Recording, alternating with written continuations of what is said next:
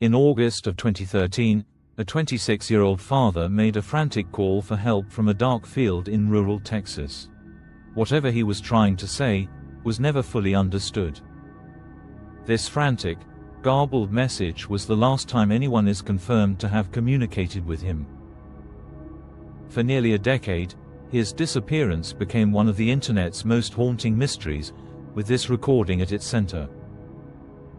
That call was the first piece of a dark and tragic puzzle, an audio artifact capturing a man's final, terrifying moments before his life came to a baffling and heartbreaking end. Today, we're digging into the audio from that chilling case and 5 other real messages that seem to defy all rational explanation. These are the final words, the desperate warnings, and the cryptic texts people left behind, digital ghosts from those who were about to vanish, be silenced, or worse. Number 6. The final transmission of Brandon Lawson. Our first case begins where our story did, on a lonely stretch of road near Bronte, Texas, on the night of August 9, 2013.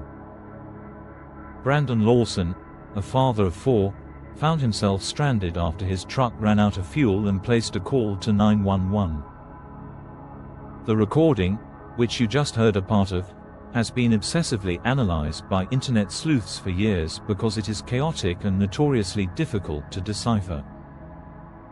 In it, he tells the dispatcher he's in a field and needs the police. But it's the words hidden beneath the static that created the mystery.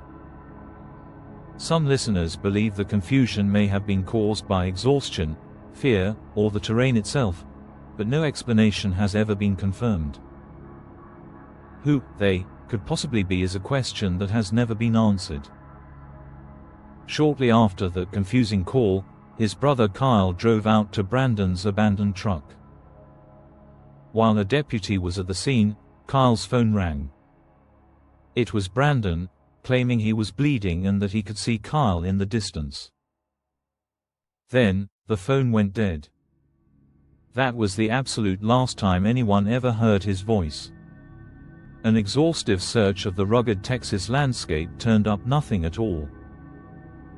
For 9 long, agonizing years, Brandon Lawson was simply gone.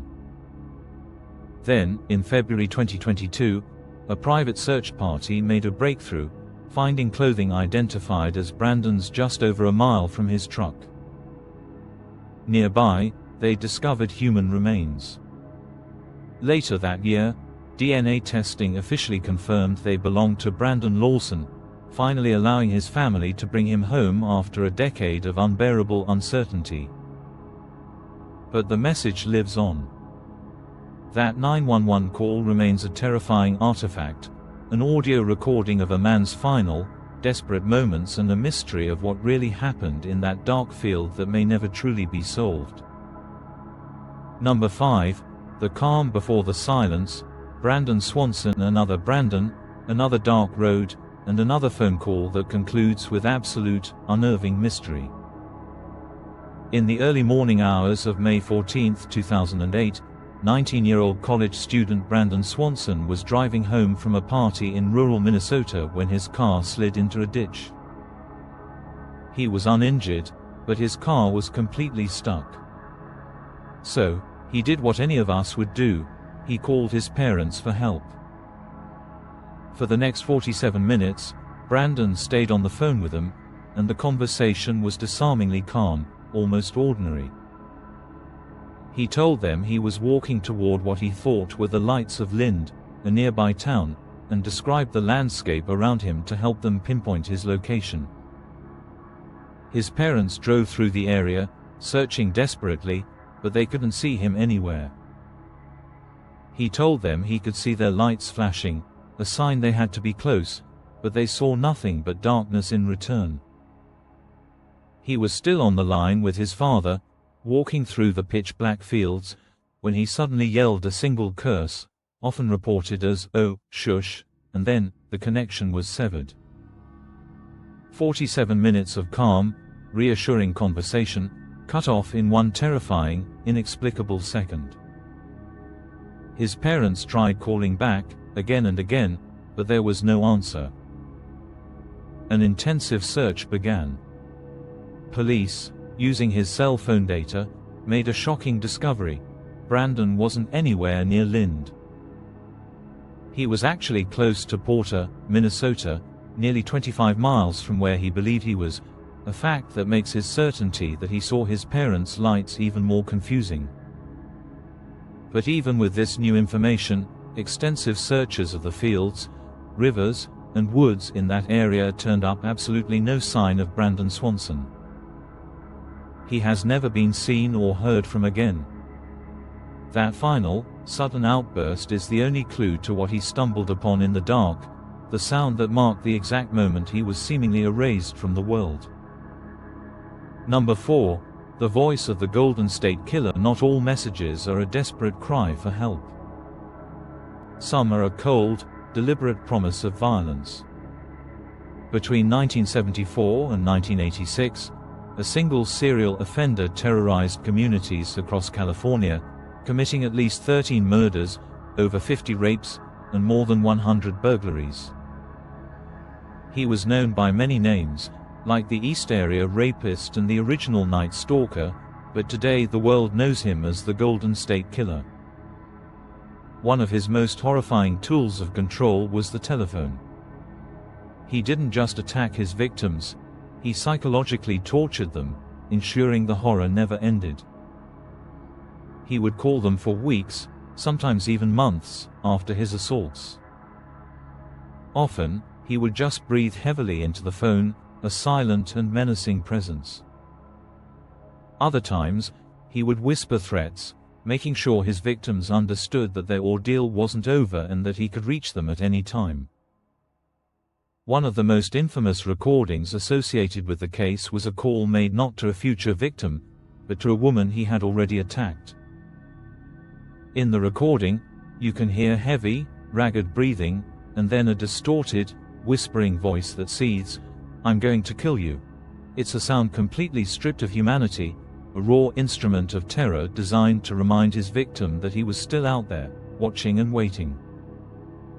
For decades, the man behind that monstrous voice was a ghost.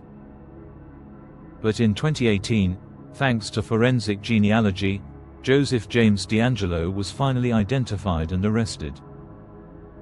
That recording remains a haunting artifact, the sound of pure, calculated evil, delivered right through a telephone line. It's chilling to think that a device we use for connection every day can become a direct line to terror or the only witness to a crime. If you find these strange and dark mysteries as compelling as I do, take a moment to subscribe so you don't miss what we uncover next. Number 3.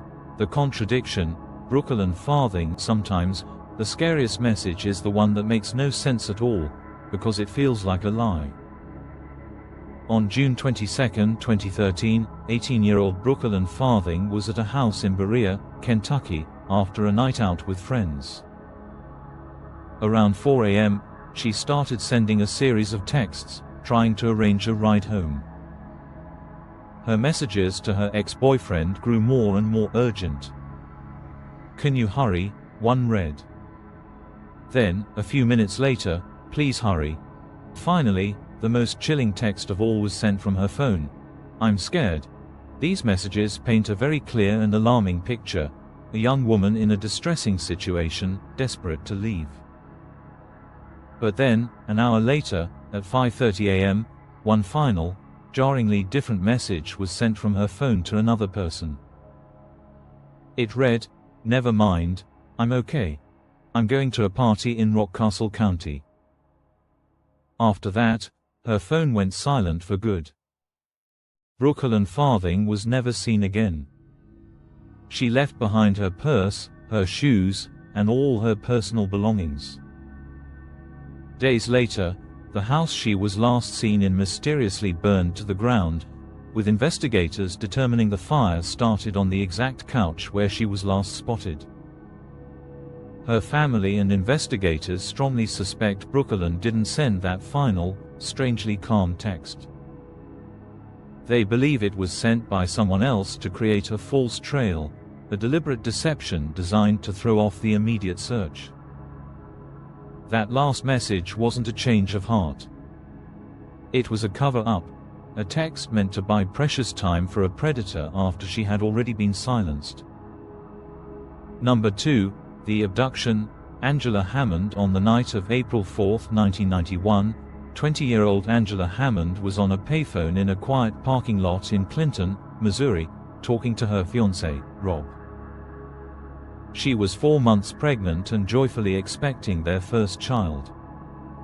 What began as a normal late-night chat quickly devolved into a real-time horror story, with Rob as the only witness. During the call, Angela grew nervous, mentioning a suspicious green pickup truck that was circling the lot. She told Rob a man had gotten out of the truck and was now using the phone next to hers, even though the area was deserted. Rob, whose concern was mounting, told her to ask the man if he needed to use her phone, hoping to defuse the situation. As she did, Rob heard Angela let out a blood-curdling scream directly into the receiver. And then the line went dead. Rob jumped in his truck and sped toward the payphone, which was only 7 blocks away. He was racing against the clock. On the way, a green Ford pickup truck, matching the one Angela described, raced past him in the opposite direction. As it flew by, he heard a desperate scream, and he heard his own name. He frantically tried to spin his truck around to give chase, but in his panic, he blew his transmission, leaving him stranded. All he could do was watch, helpless, as the truck, and the love of his life, disappeared into the night. Angela Hammond is still missing. The phone call wasn't a message about what might happen. It was a live broadcast of her own abduction, narrated by the victim in her final moments of freedom. Number 1, the wrong name. Gabby Petito. Our final message is perhaps the most subtle, but its discovery exposes a chilling and calculated deception. In August of 2021, the world was captivated by the search for 22-year-old Gabby Petito, who had gone missing during a cross-country van trip with her fiancé, Brandon Lawson.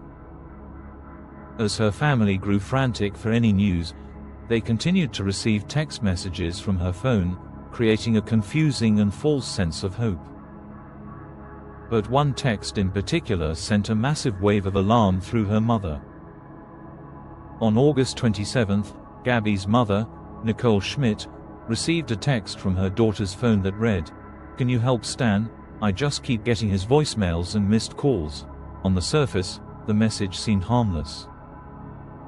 Stan was Gabby's beloved grandfather. But Nicole knew instantly that something was terribly wrong. In her entire life, Gabby had never once referred to her grandfather by his first name. She always called him Grandpa.